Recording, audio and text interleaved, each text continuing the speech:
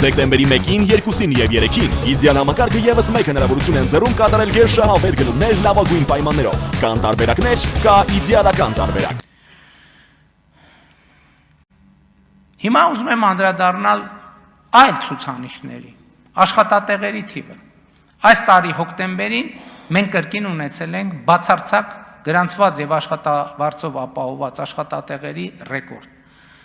2025 թվականի հոկտեմբերին 810,074 գրանցված աշխատատեղ ունենք երկրում։ 2018 թվականի նկատմամբ աճը 223,895 կամ 38%-ով։ Հարգելի գործընկերներ, սա արձանագրում է, որ 2018 թվականից ի վեր մենք Հայաստանի Հանրապետությունում ստեղծել ենք 223,895 աշխատատեղ։ Նման ցուցանիշ, նման ժամանակահատվածի համար Հայաստանի պատմության մեջ երբեք չի եղել։ Ընդ որում, այս աճը շարունակական է։ Մենք տարի 2024 թվականի նկատմամբ 30,000 հոկտեմբերի նկատմամբ 30,000 աշխատատեղ է ստեղծվել, 31,000% ավել։ Միջին աշխատավարձը հոկտեմբերին 313,000 դրամ է։ 2018 թվականի նկատմամբ աճը 135,657 դրամ կամ 76%։ Շատ խոսում են գնաճի մասին։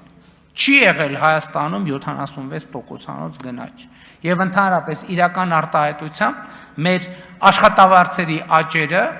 երկնիշ են 20 եւ ավել տոկոս, ինչը ցույց է տալիս քաղաքացիների բարեկեցության մակարդակը։ Եկամտային հարկը, որը հոկտեմբերին վճարվել է, եղել է 50 միլիարդ 699 միլիոն, որը 2018 թվականի հոկտեմբերի համեմատ համարյա կրկնակի ավել է 95%-ով 24 միլիարդ դրամի։ Եվ ուզում եմ նաև ընդգծել, որ հիմա այս ամեն ինչի այս թվերը ինչ կապ ունեն քաղաքացիների բարեկեցության հետ։ Քաղաքացիների բարեկեցության հետ կապ ունեն այնքանով, որ մենք 2018-ից 2025 թվականը Հայաստանի Հանրապետության քաղաքացիներին ուշադրություն դարձրեք 384 միլիարդ դրամ ենք վերադարձրել եկամտային հարկի գծով քաղաքացիներին։ Այդ փողը ուղղակի տվել են քաղաքացիներին, որոնք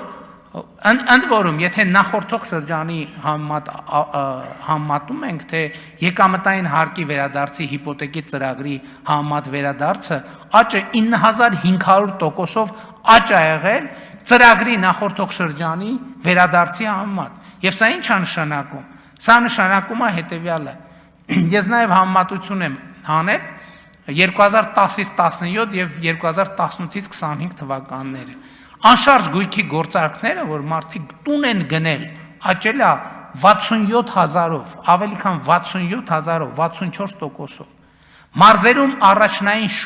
շուկան աճել է 1104%-ով, նախորդող շրջանի։ Սա ուզում եմ ցույց տալ տարածքային համաչափ զարգացումը եւ ընդհանուր առմամբ առաջնային շուկայի աճը 10-17-ի համեմատ 465%։ Այս ամեն ինչը ցույց է տալիս, որ Հայաստանը գտնվում է զարգացման ուղեծրի վրա։ Արդյոք Հայաստանում կա սոցիալական եւ աղքատության խնդրեմ։ Այո, Հայաստանում կա սոցիալական եւ աղքատության խնդրեմ։ Բայց մենք իմիջիալոց վերջերս աղքատության ցուցանիշները հրապարակվեցին, մեր գնահատմամբ դրանք շատ բավական լավ ցուցանիշներ են, բայց քանի որ մեթոդաբանական հարցերը դեռ պետք է ճշգրտվեն, բայց այդտեղ մի բան է երևում, որ ծայրահեղ աղքատությունը 0.6% է, անկախ մեթոդաբանությունից, այս նշանակում է մենք ըստ էության շատ մոտ ենք ծայրահեղ աղքատությունը վերացնելու մեր նախընտրական խոստումին, որը տվել ենք 2021 թվականին։ Ընդ որում, այդ աղքատության ցուցանիշը վերաբերվում է նախորդող շրջանին, մինչև ընտրություններ 24 թվին։ Այս 1.5 տարվա ցուցանիշները եւ մեր տնտեսական աճը չի կարող ուղղակի այդ ցուցանիշը բան չանել, չնվազեցնել։ Հիմա հարգելի գործընկերներ, Հայաստանում արդյոք կա աղքատության խնդրեմ։ Այո, Հայաստանում կա աղքատության խնդրեմ, բայց ժամանակն է ի վերջո, որ մենք առերեսվենք եւ արձանագրենք աղքատության պատճառները։ Հայաստանի Հանրապետությունում այլևս աղքատության պատճառն այն չի, որ աշխատատեղ չկա։ Չկա, այդ խնդրեմ վաղուց վերացված է։ Հակառակ դեպքում չէր լինի, որ հազարավոր, էլ չեմ ասում տասնյակ հազարավոր մարդիկ ուրիշ տեղերից գային Հայաստանում աշխատեին եւ ուրիշ տեղերում իրանց ընտանիքները պահեին։ Բայց չի կա Հայաստանում աղքատություն։ Հայաստանում աղքատություն կա միայն հետեւյալ պատճառով։ Աղքատ չլինելու հմտությունների բացակայության պատճառով։ Ես շատ եմ ուսումնասիրել այս հարցը։ Եվ սա շատ կարևոր, շատ պատասխանատու եւ շատ սուր հայտարարություն է։ Եվ ասում եմ, այո, Հայաստանում աղքատություն կա միայն աղքատ չլինելու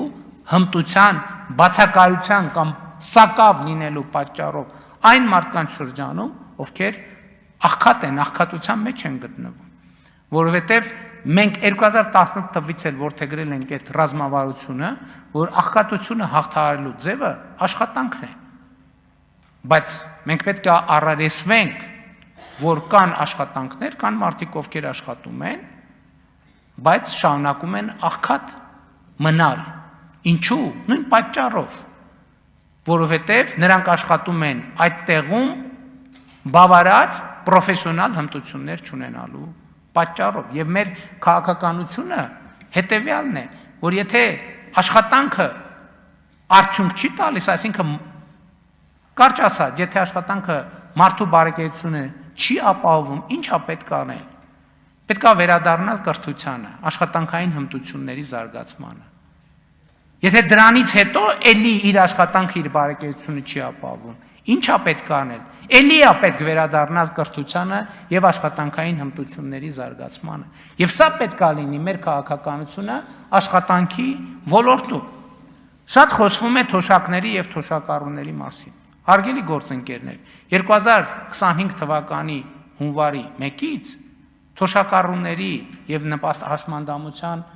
թոշակ ստացողները, եկեք պայմանական, որ շատ երկար տերմինաբանություն չօգտագործեմ, թոշակները ավելանում են։